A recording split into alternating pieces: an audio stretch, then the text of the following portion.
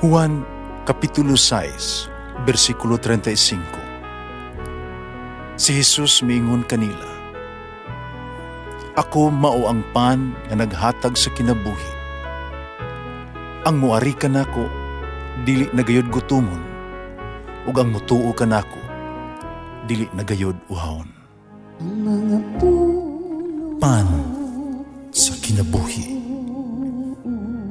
maglikon unta sa mong pagtuo ug gagakabi sa pagtuman sa imong mahal nga kasuguan. Ang Ginoo manaakan ninyo. Santos nga Ebanghelyo sumala ni San Mateo. Unya miadto si Jesus sa yuta duol sa lungsod sa Syria Filipo. Dito nangutana siya mga tinun-an. Sumala sa mga tao. Kinsa man ang anak sa tao? Sila mitubag. Nag-ingon nga siya mao si Juan magbubunyag. Ang uban nag-ingon nga siya mao si Elias. Samtang ang uban nag-ingon nga siya mao si Jeremias o laing propeta. Si Jesus nangutana kanila, "Apan kamo, unsay may ikasulti, kinsa man ako?" Mitubag si Simon Pedro, "Ikaw mo ang Mesiyas, ang anak sa Dios nga buhi." Giingnan niya si Jesus. Giingnan siya ni Jesus. "Simon, anak ni Jonas, wala ang gagayod, kay kining maong kamatuoran, wala mo abot kanimo gikan sa bisan kinsang tao, kundi gihatag kanimo sa akong amahan nga tuwa sa langit. Busa sultihan ko ikaw si Pedro. Hibabaw nining bato, tukurong ko ang akong simbahan. Ug bisan gani ang kamatayon, dili gayod makabuntog niini. Ihatag ko kanimo ang mga yawe sa gingharian sa langit. Ang imong idili dinhi sa yuta, idilip usa didto sa langit. Ang itugod dinhi sa yuta, itugod usab didto sa langit." Ang Ebanghelyo sa Ginoo. Pasalamati ang Ginoo, kay siya maayo.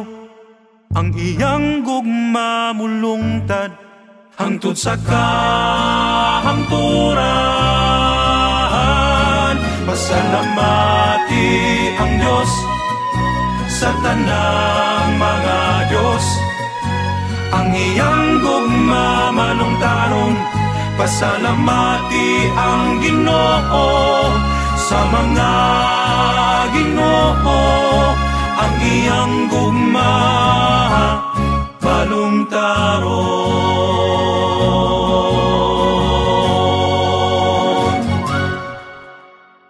The Chair of St. Peter.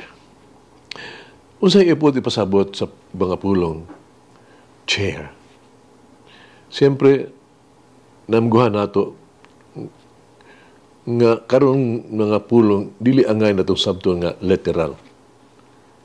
Atong tan-awon ang symbolic nga kahulugan niini.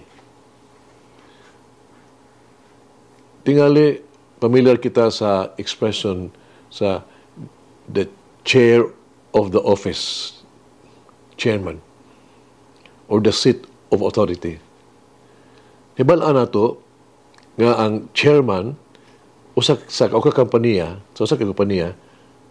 ang nagdumala sa makalihukan niini. Dayag nga dili siya na kinahanglang og sige lingkod apan siya dunay otoridad. Kining simbolo sa pagsabot sa pulong the chair. Napakita ka nato ang kapistahan sa Chair of St. Peter gisaulog aron ipadayag ang importante katungdanan ni San Pedro diya sa mga apostoles o sa simbahan. Kinuusab nagdapit ka nato sa pag-ila sa katungdanan ni Pedro diha nga misunod niya o sumasunod sa niyang Santo Papa nga maokupar sa chair of St. Peter isip obispo sa Roma. Klaro nga si San Pedro adunay otoridad. Siya ang batudi inatukod ang panagiusa sa simbahan.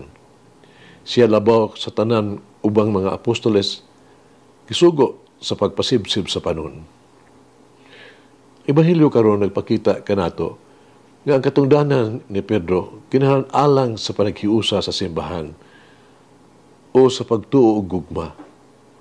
Kasubo lang nato, no? Kining otoridad, kining authority, usahay nagamit sa mga dominante kaayo o kalibutanong pamaagi in history. Tuod man, bisan ang mga papa, tao raman sad, no? Pero busa si Pedro mismo nakasulti ka nato kung saan paggamit, no, ang tanang otoridad sa simbahan.